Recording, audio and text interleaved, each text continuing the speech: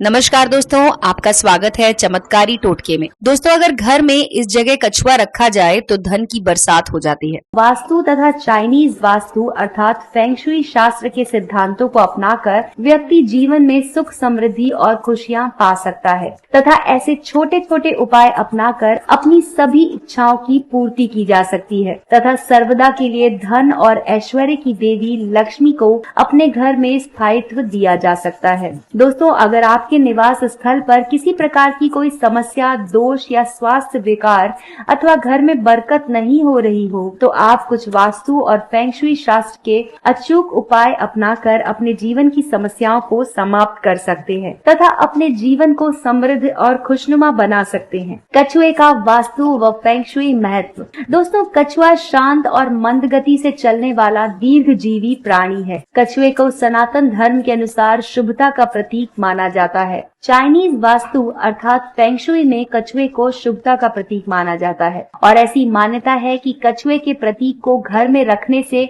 आर्थिक उन्नति होती है तथा घर में सकारात्मक ऊर्जा का संचार होता है, जिससे घर में रहने वाले सदस्यों की सेहत अच्छी रहती है। और वास्तु तथा फेंग शुई में धातु या स्फटिक निर्मित फेंग शुई कछुआ घर में रखा जाता है। कहा जाता है कि कछुए को घर में रखते ही आपके लिए कामयाबी के सारे दरवाजे खुल जाते हैं, साथ ही साथ आपके घर में धन दौलत के खजाने भरने लगते हैं। कछुए को अपने दफ्तर या घर की उत्तर दिशा में रखें।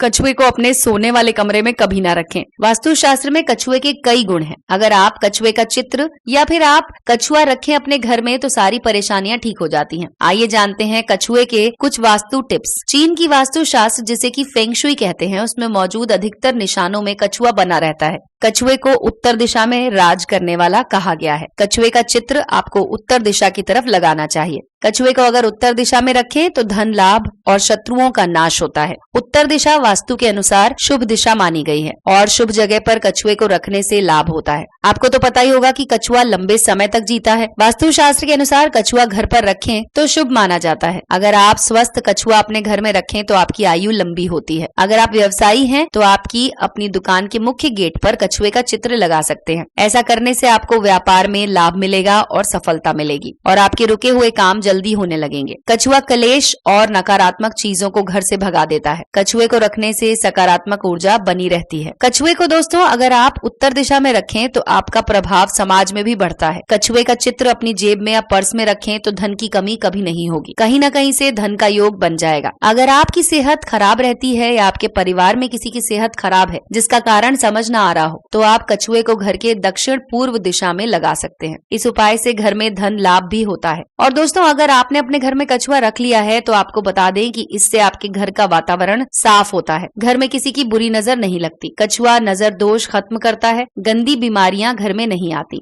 दो कछुए के प्रतीक एक साथ घर में ना रखें, क्योंकि कछुए के प्रतीक एक साथ होने पर लाभ क्षेत्र बाधित होता है। कछुए को सूखे स्थान पर रखने की बजाय किसी बर्तन में पानी भरकर रखें। कछुए की पीठ पर साफ धातु से बना सर्व सिद्धि यंत्र साहस और समृद्धि देता है। इसे उत्तर पूर्व दिशा में रखें।